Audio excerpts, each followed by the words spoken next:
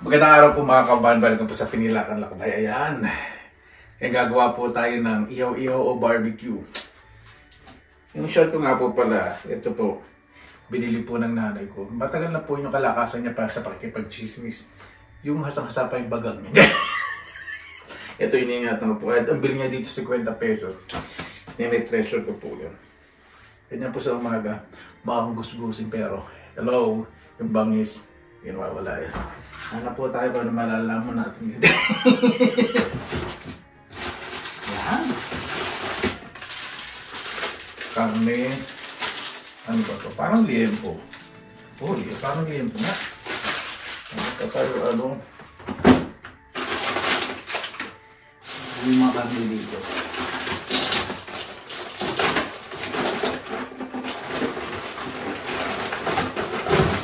Ito, ay buto-buto. Natabi ko po yan. Tapos magsisigaw po ako.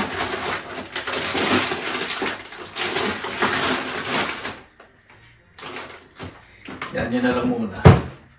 Kaya lagyan po at tingnan ko po mamaya ang ano ay ipapartner ko.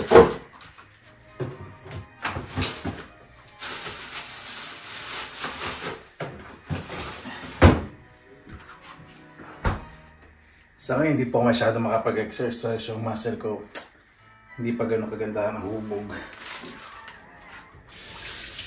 Siguro before Christmas, kasi magkakaroon po ako ng mahabang Christmas vacation. So, medyo maglulusin up ako. Kapag ganito po,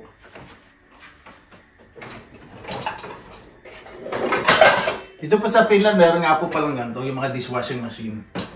For a busy person like me, lalagay lang po dyan, lalagay ng dishwashing soap, and then it works by itself. So, di ba? Para tayo nasa commercial lang. Dating natin sa pagluluto. Parang TV presenter. Ito po yung ano,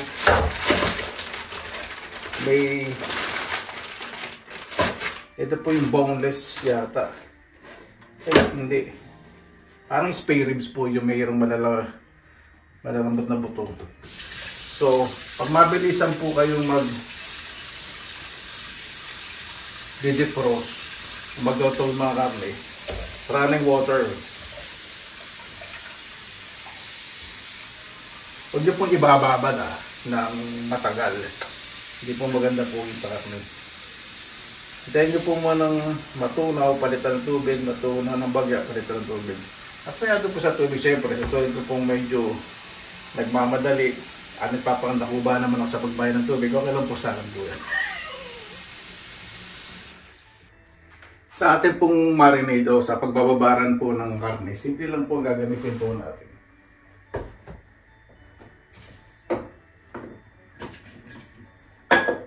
Lagay po tayo ng bawang, asin, paminta, dark soy sauce po ang gagamitin ko. Naku, parang ko konti na lang. Just hold on. Saan yung bosin na to? Saan na yan? Ay, sorry. Ito pala. Yan. And then, gagamit po tayo ng lemon.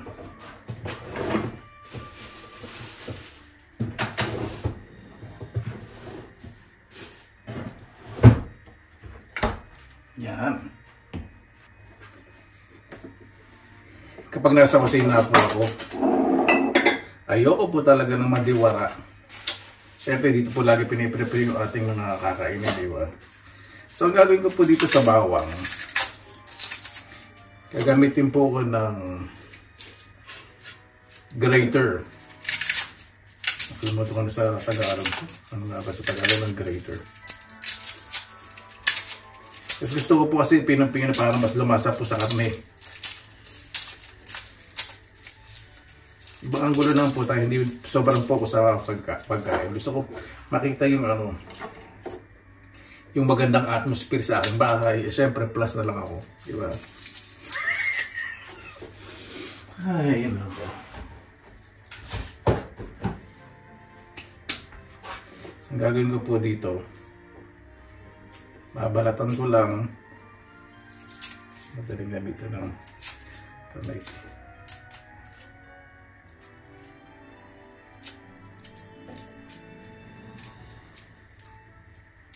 Ano po ito? Elephant garlic. At gagayatin yung panggayat. Para mas kapit po yung lasa sa ating inihaw. Di ba? Ganyan pa. Mas gusto po mas maraming bawang. Mas masarap po pag inihaw. Ayan po. Ayan po yung maganda sa bawang. Pinong-pino. Maglalagay na po ako ng toyo. Tansyahin po ninyo. Sa katikman po ninyo kung tama po yung alat saka yung asin. Dahil hindi naman po karamihan yung ating karne. Siguro mga 3-4 kilo. So ganito lang po yung gagawin ko para eksakto. Maglalagay po ako ng isang buong lemon.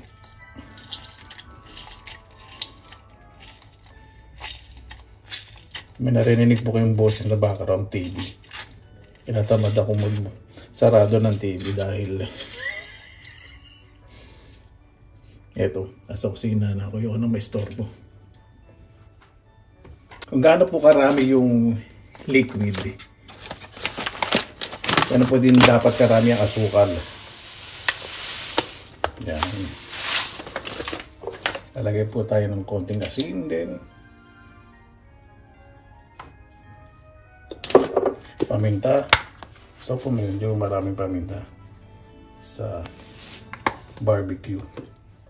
Ulit lang po natin to hanggang sa matunaw. Kailangan po talaga tunaw na tunaw po yung asukal. Sa tikman po ninyo yung tamis sa kaasin kung okay lang po sa inyo. Mga na po. Okay na po sa akin tsaka yung asin. Napakasarap nito. Ayan po, defrosted na po ang ating karne. Ipigayin ko lang po mabuti para matanggal yung extra na liquid.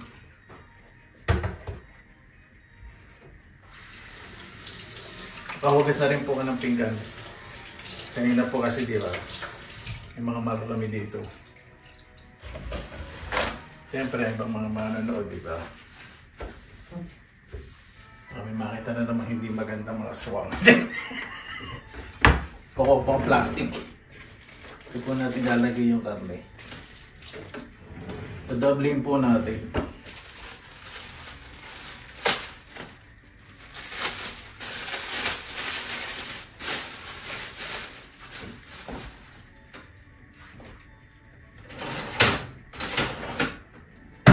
May buwis na to. Gamit na ako ng tong kasi medyo maraming taba. Itong ating gagawing barbecue. Sarap. Ito po yung malapit sa spare ribs, yung pinakailalim, yung malalambot yung buto. Tapos dinibone po nila, tinanggal nila yung matitigas na buto. Then, ito pong ating marinade. Bago po nilalagay, tignan po ninyo kung tunaw na tunaw ni asukal. Nasalaksa ko na po yung yung baboy sa plastic at bakit gano'n, no? Pag Tagalog, sinalaksa ko, sagwa-sagwang pakinggan. Pero pag nakarinig ng mga malalalim na English, sabihin social. Pero pag Tagalog, batoy. Ay, nakayaw ko ba?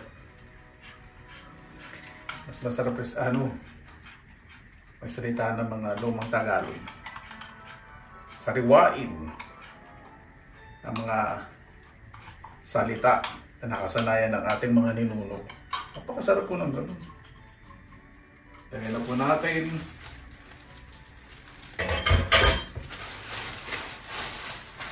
At medyo i-massage po muna natin ang bago natin isara. Ganun po yung technique. So, diba? Para kapit na kapit yung lasa.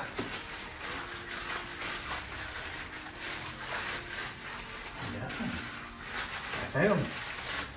At kailangan walang hangin sa loob. Medyo press natin ang bagya. At ikot po natin ang pagbubuhol. Para walang pumasok na hangin. Talagang buhol na buhol po dapat. Doubling po natin.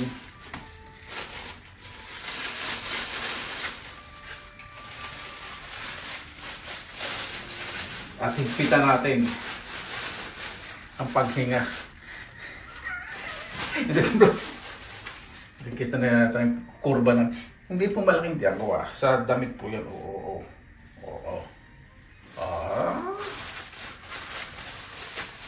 Medyo dito meron lang may silhouette.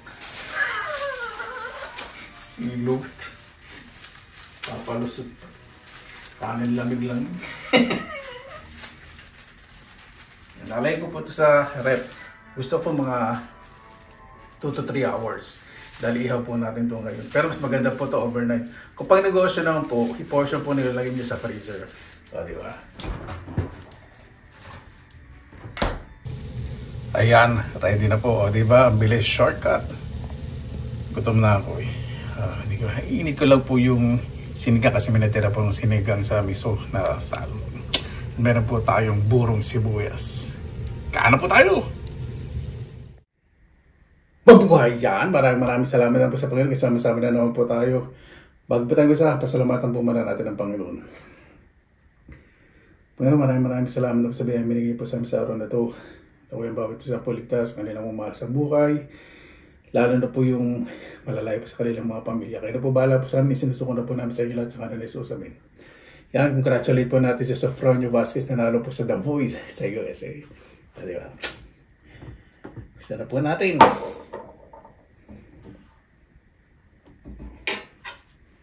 Walang tayo isang burong sibuyas. Yung na babanda. Ito kahit babanda, malutong pa rin.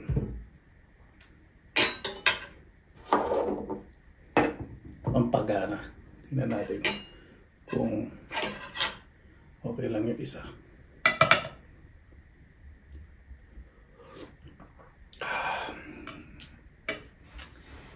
Maasim. Pag ininit ng sinigang, mas lumalasa po yung asim.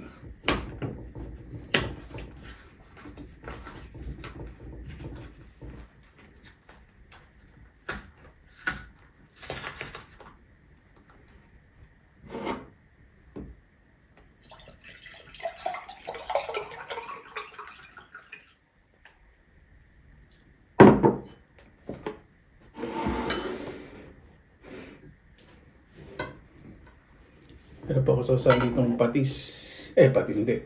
Toyo na may kalamansi asili. Saan nakasabi sa patis? Toyo. Kalamansi. Simple lang. Para sa ating ihaw. Simple lang. Wala po itong ketchup na halo. Diba?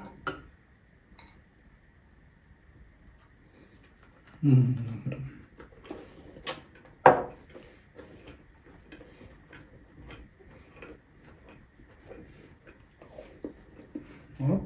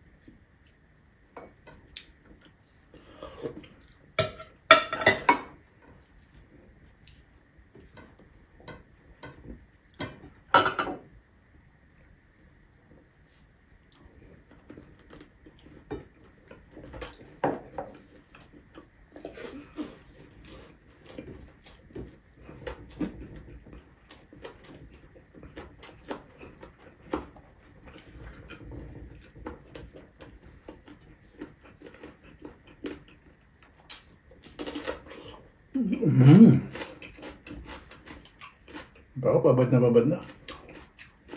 Ang tamis na asukal sa aking suka. Asin, paminta. Lumasa na, sarap.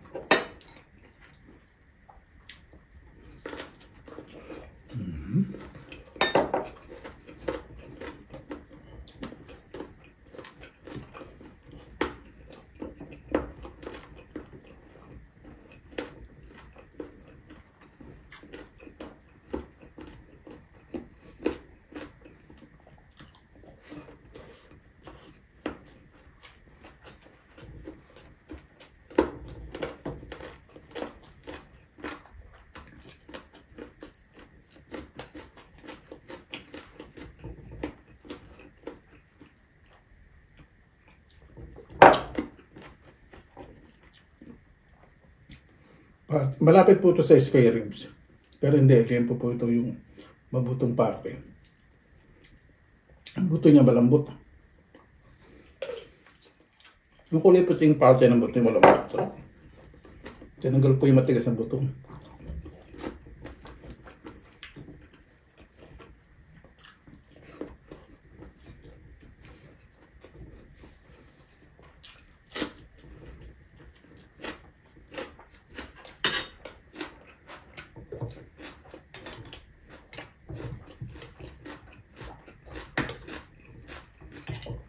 Pamboro.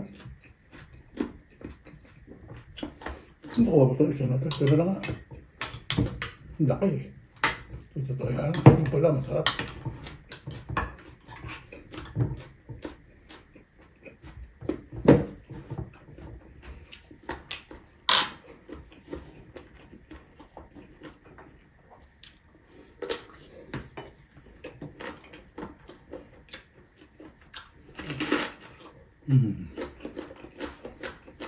Mas masarap.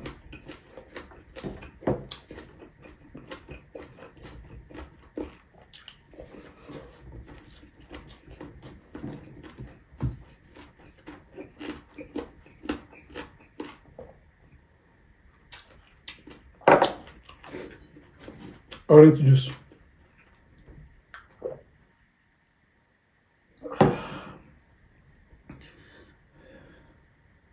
Sabi ito, orange juice na ito. Wala dagdag na so, pero yung lasa niya yung lasa talaga ng orange. Hindi artificial flavor ng lasa.